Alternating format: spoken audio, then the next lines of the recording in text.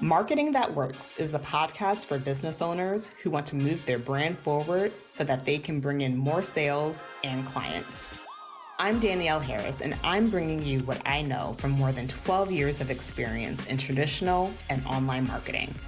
I have created marketing strategies for businesses of all sizes, from multi-million-dollar corporations to early-stage online businesses. Remember, some marketers chase fads. I believe in mastering the fundamentals. You are getting interviews and doing collaborations to get yourself in front of new audiences, to land new clients, new partnerships, and new opportunities. And sometimes you finish an interview and leave feeling amazing. You nailed it. You want to tackle 20 more. You're feeling on top of it. But other times you leave those interviews and you feel like something just wasn't clicking. Your answers felt scattered. And there are plenty of times where you feel like, okay, that interview that I did, it was fine. But I bet you want to feel like you nailed it every single time. So, how can you make sure you are showing up as your whole self, building strong connections with new audiences, and delivering a great interview every single time, no matter who is the host? You can do this by establishing core stories that reflect who you are while building your credibility. When you have these stories in your back pocket, you can make sure your message is cohesive, easy to follow, and actionable.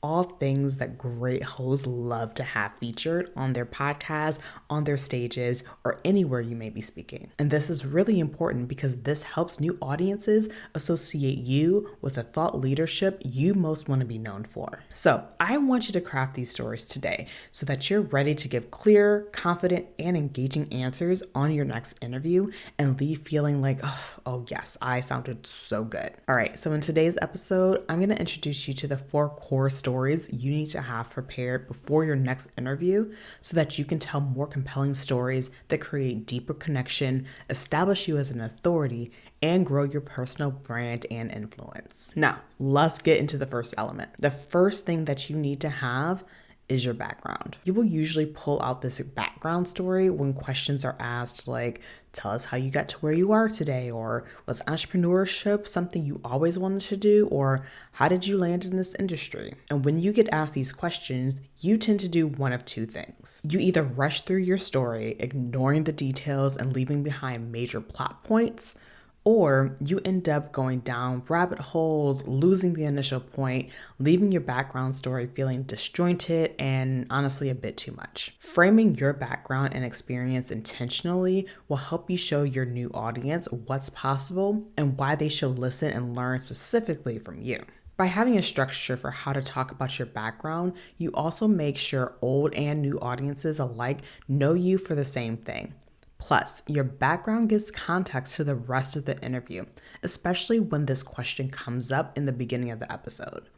Telling your background story in a compelling way lets listeners know why they should stick around for the full hour, whether it's the first or the 50th interview with you that they've heard. Take me for example. There are thousands of people who work in marketing and help coaches and consultants, and who promise to help attract more clients.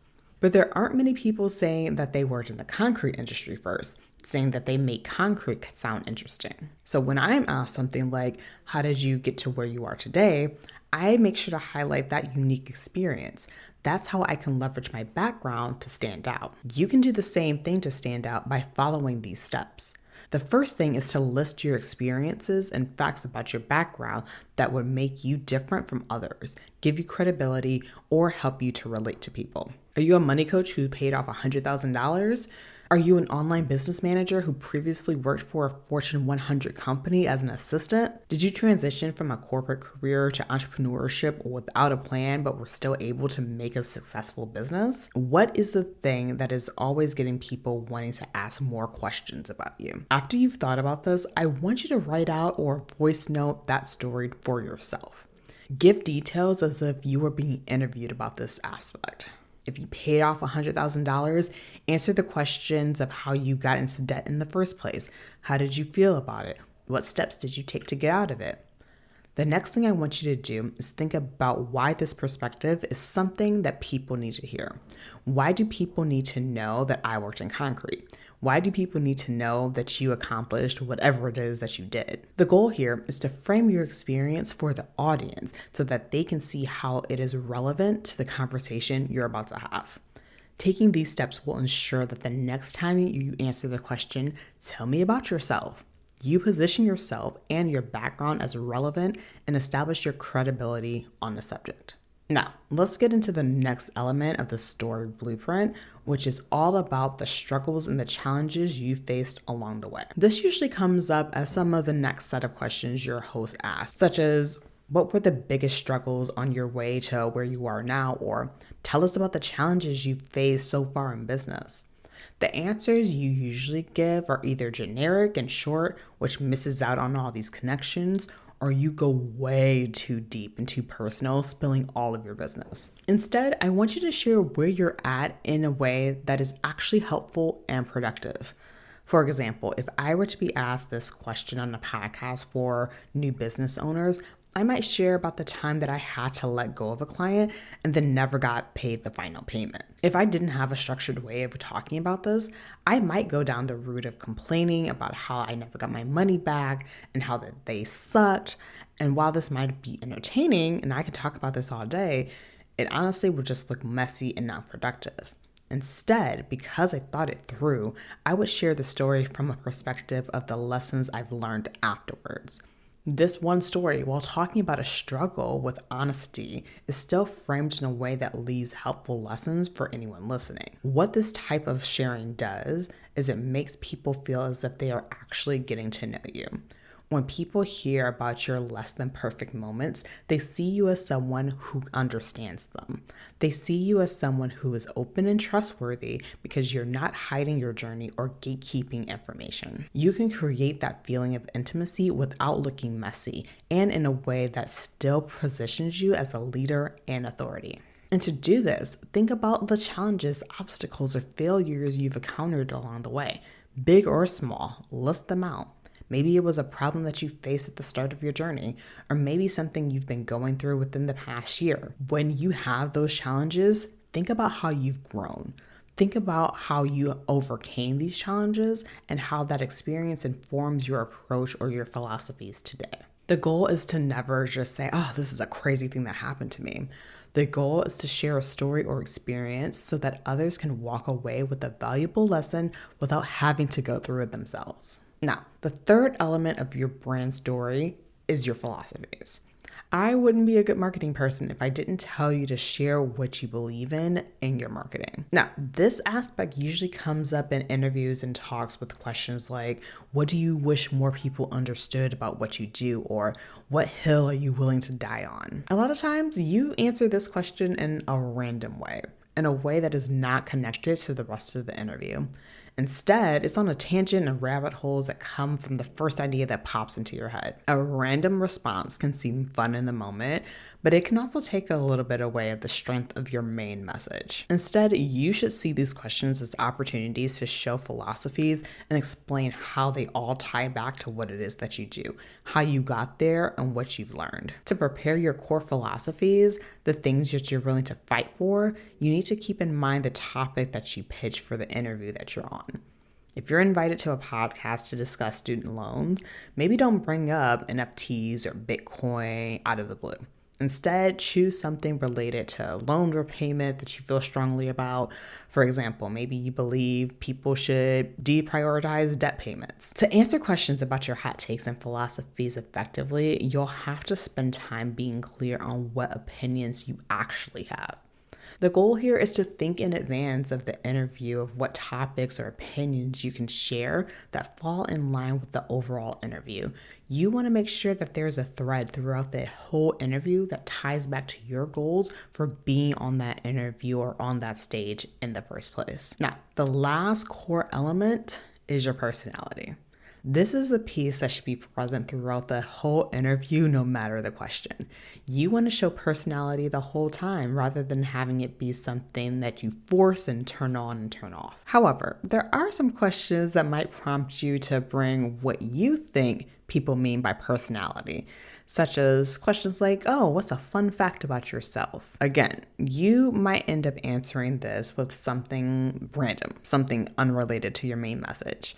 For example, if I answer this question by discussing how I'm one promotion away from a black belt in karate, or how I was almost recruited for a professional dance troupe, I'd honestly have a hard time tying it back to marketing because I never talk about these things.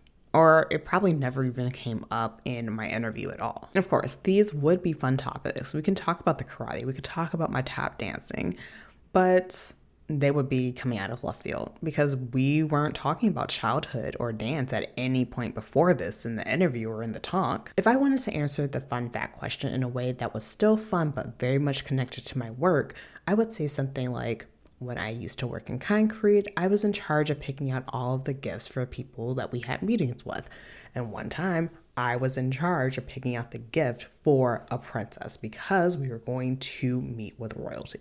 The subsequent story I can dive into is related to marketing services and the rest of the messaging that I share throughout the episode about being intentional, being on brand, knowing your audience, and how does one know what type of gift to give for a princess. So for you, the best way to start to show off your personality and tell a quote fun fact is to identify stories or facts that are relevant to your work, expertise, or the specific topic discussed in the interview. Say that you're a professional speaker and you help other people get into professional speaking and adding that to their career.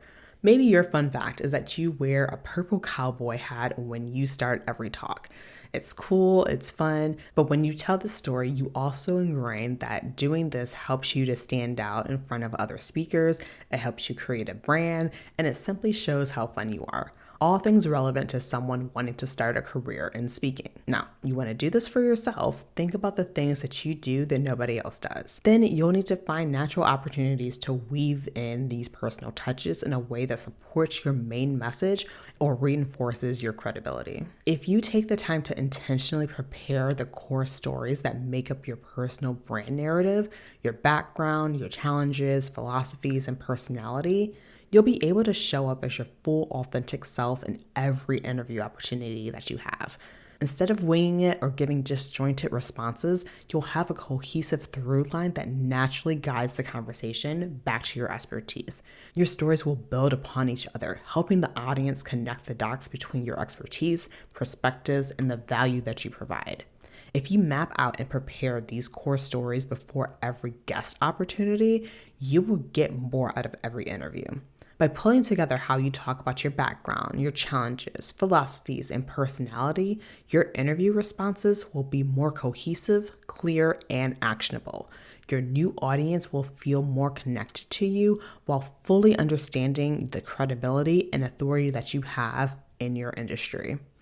When I work with my clients one-on-one, the ones who are really looking forward to putting themselves out there, getting in front of new audiences and building their brand, these are the core things that I work on. I help them to go through every single aspect. So every time that they are guest podcasting, every time that they are setting themselves up to go and give talks, they are ready. They know exactly what it is that they're going to say. And they know that they are doing a great job at building up their brand so that they can hit more people within their audience. If you are interested in doing this type of work and getting in front of more stages, and when you're doing podcast interviews, knowing exactly what it is that you need to say to really get in front of the audiences and have them think that, yes, this is the person I need to work with, go to the show notes and book a call to work with me one-on-one. This is the core thing that I help people do so that every time you give an interview, every time you give a talk, you feel as if, yes, I nailed that. I know exactly what I'm saying, and that the people that I'm talking to are going to get so much out of it and want to work with me. All right, y'all. Until next time, I'll talk to you soon. If you want more marketing that works right in your inbox, head to the show notes and sign up for the email list. You'll be the first to know how you can work with me on mastering your marketing.